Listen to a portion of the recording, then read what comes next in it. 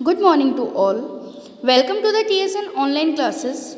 Today I am going to explain class 11th chemistry chapter number 1st. The name of this chapter is Basic Concept of Chemistry.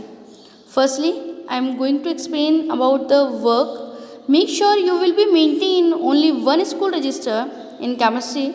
In the starting of the chapter, you will be maintain notes, and then after you will be do the internal and the external question answer and the numericals. Do your work neat and clean on time. We will be check your work after 1 month. Okay, let me start.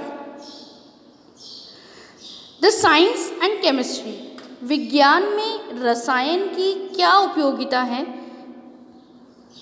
Man has always been curious about the changes taking place in the surrounding, and this curiosity led him to study, observe and experiment with the changes taking place. हमेशा व्यक्ति हमारे आसपास के उसके आसपास के वातावरण को देखकर उसके अंदर एक जिज्ञासा उत्पन्न होती है कि यह कैसे होता है। अपने आसपास जितने भी चेंजेस हो रहे हैं उसे देखकर वो एक्सपेरिमेंट करता है और उन चीज़ों को समझने की कोशिश करता है। When this observation and the systematically arrange, it is called science.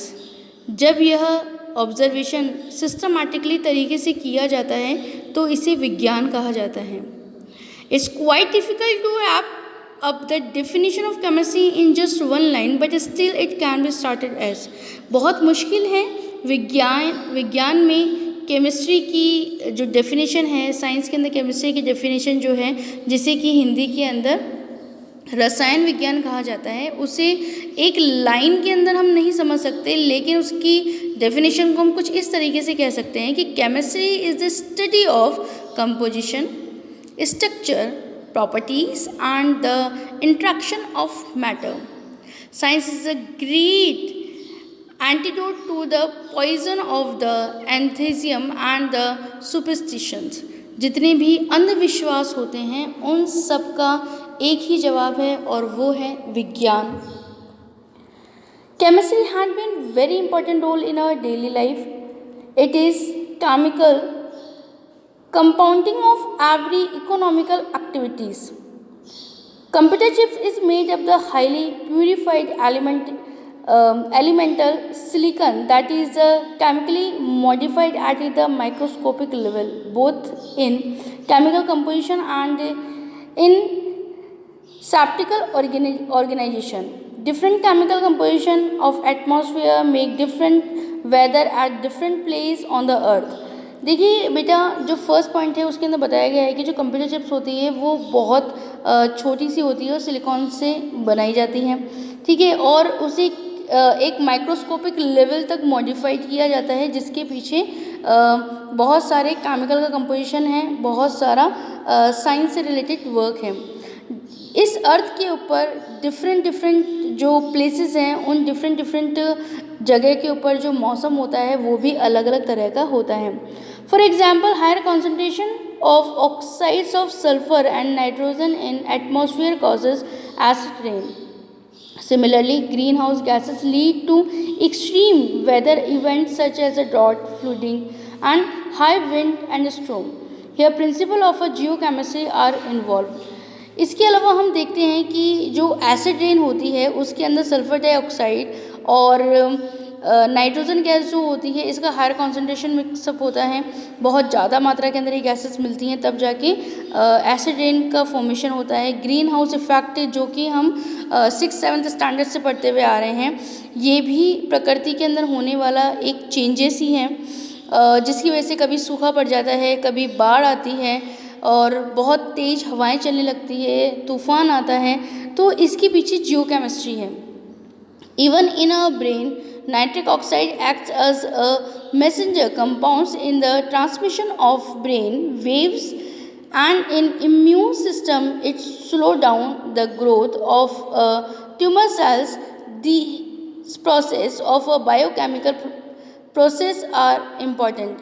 इसके अलावा हमारे डेली रूटीन के वर्क के अंदर जो नाइट्रिक ऑक्साइड होता है वो हमारे ब्रेन को मैसेज सेंड करता है कि किस तरीके से हमें वर्क करना है, हमारे इम्यून सिस्टम को वो मैसेज देता है। तो इन सब के पीछे बायोकेमिकल प्रोसेस है जो कि विज्ञान की ही एक शाखा है।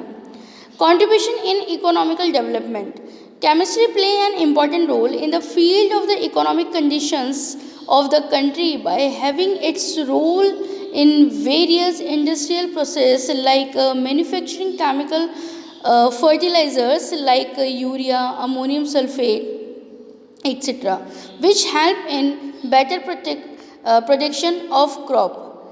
Alkalis, acids, salt, dyes are important in a synthetic of a various chemical compound and product of a commercial value. Chemical industries involved in production of drugs, soap, detergents, metals, alloys, and various organic and the inorganic compounds have a very big role in the economic growth of a nation.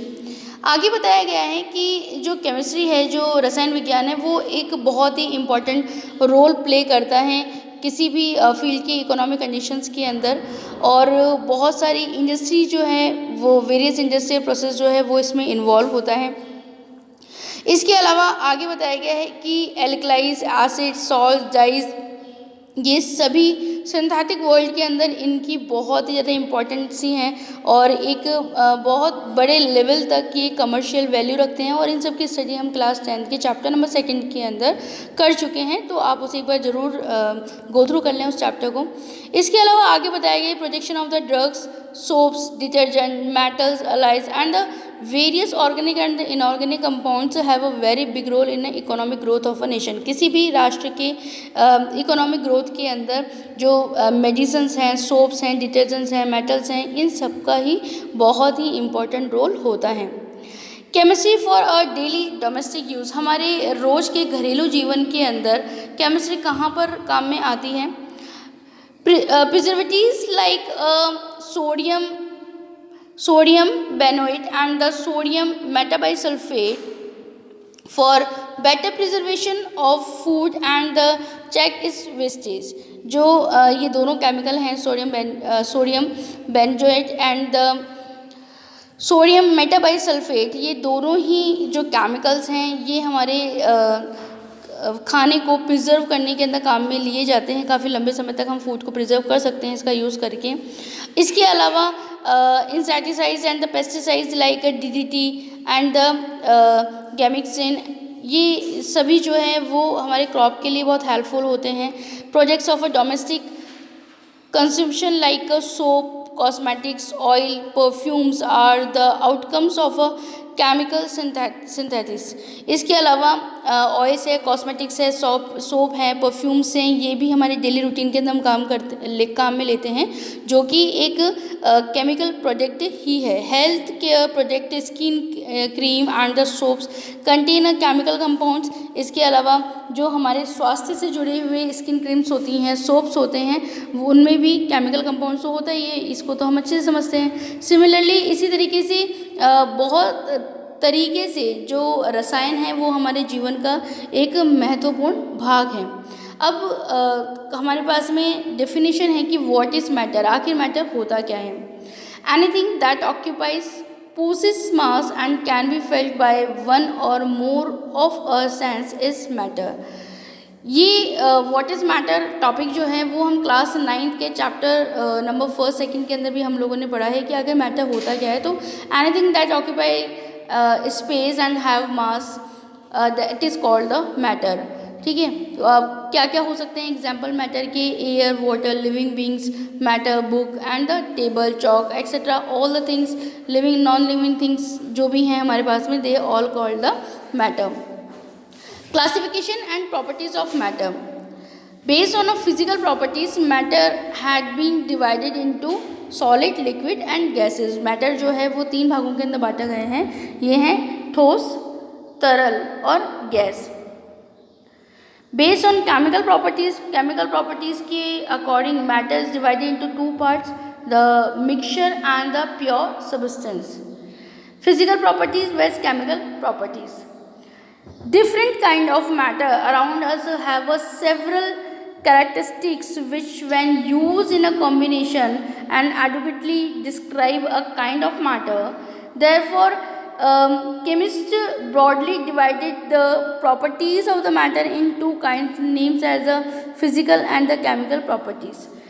किसी भी product की, किसी भी substance की अगर हम लोग बात करते हैं तो उसकी दो तरह की प्रॉपर्टीज़ होती हैं, उसकी physical properties and chemical properties. Physical properties से मतलब है कि उसकी स्टेट कैसी है, उसका कलर कैसा है, उसमें किस तरह की स्मेल आ रही है, तो they points are refer to the physical properties. The chemical properties is refer to the chemical composition of the substance. अगर हम किसी भी सब्सटेंस की केमिकल कंपोजिशन के बारे में बात कर रहे हैं तो ये उसकी केमिकल प्रॉपर्टीज़ को शो करता है.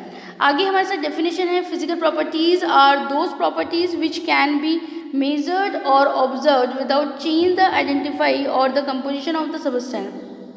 Test, colour, melting point, boiling point, density etcetera. यदि हम किसी भी सब्सटेंस के फिजिकल प्रॉपर्टीज़ के ऊपर स्टडी करेंगे तो हम क्या देखेंगे कि उसका टेस्ट कैसा है, कलर कैसा है, उसका मेल्टिंग पॉइंट यानी कि गलनांक बिंदु, उसका बॉइलिंग पॉइंट यानी कि उसका जो क्वथनांक है, उसकी डेंसिटी, ये सब क्या है, उनके ऊपर हमें बात करनी पड़ेगी. उन सब के ऊपर हमें जो वर्क है वो करना होगा. If we are talking about the chemical properties of any substance that those which can be measured only by a chemical reaction, these can't be observe just as a touching or viewing the substance. Example the acidity, basicity and the combustibility and the reactivity etcetera. इसके अलावा यदि हम किसी भी substance के chemical properties के points के ऊपर अगर हम लोग बात करते हैं, यदि हम लोग उनके ऊपर वर्क करते हैं तो हमें क्या देखना पड़ेगा, उस सब्सटेंस की अम्लता कितनी है, क्षारीयता कितनी है, एसिडिटी बेसिडिटी कितनी है उसकी.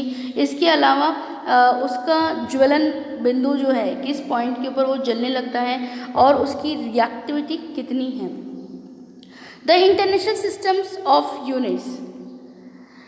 7 फंडामेंटल साइंटिफिक क्वांटिटीज़ और बेस यूनिट्स. हमारे पास 7 यहाँ पर कुछ फंडामेंटल यूनिट्स हैं, उसके बारे में हम लोग बात कर रहे हैं. फर्स्ट है लेंथ, जिसे कि हम L से रिप्रेजेंट करते हैं, और नेक्स्ट मास स्मॉल m से, टाइम T से. अगर हम बात लेंथ की करते हैं तो उसकी जो ऐसा यूनिट है वो मीटर होती है, जिसे कि हम स्मॉल m से रिप्रेजेंट करते हैं. ठीक ऐसे ही मास, जिसको कि स्मॉल m से रिप्रेजेंट किया जाता है, उसे किलोग्राम के अंदर रिप्रेजेंट करते हैं हम. इसके अलावा जो टाइम है उसे सेकंड में, जो ऐसा यूनिट है टाइम की, वो सेकंड है. इलेक्ट्रिक करंट की ऐसा यूनिट एम्पियर है, जिसे कि कैपिटल A से शो किया जाता है. थर्मोडायनेमिक्स टेम्परेचर जो है, जिसका सिंबल जो है वो T है, और इसकी ऐसा यूनिट केल्विन होगी. नेक्स्ट है अमाउंट ऑफ सब्सटेंस, इसको N से हम शो करते हैं, और इसकी ऐसा यूनिट जो है वो मोल है, और सिंबल MOL से रिप्रेजेंट किया जाता है. ठीक इसी तरीके से ल्यूमिनस इंटेंसिटी जो है उसको हम I से रिप्रेजेंट करते हैं, और जो इसका ऐसा यूनिट है वो कैंडेला है, और इसका जो सिंबल है वो CD है. Now the next is scientific unit system. तो यहाँ पे देखिए मल्टीपल प्रीफिक्स एंड सिंबल जो है वो दिया गया है. ये दोनों ही स्लाइड आपकी इंपॉर्टेंट है, इससे in general question put up होते हैं. 10⁻⁻1 है, देन इज DECI, और सिंबल जो है वो D है. ओनली फॉर 10 है, then it is deca, DA. 10⁻2 hecto is H. 10⁻3 is kilo and the symbol is K.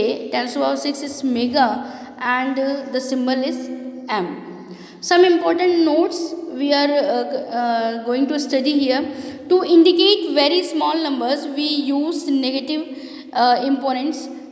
Do indicate large number we use positive exponents. यदि हम बहुत छोटे नंबर हैं उसको हम नेगेटिव एक्सपोनेंट से शो करते हैं, जो लार्ज नंबर हैं, बड़े नंबर हैं, उन्हें पॉजिटिव एक्सपोनेंट से शो करते हैं. Scientific notation is the proper representation of a number of the exponential form.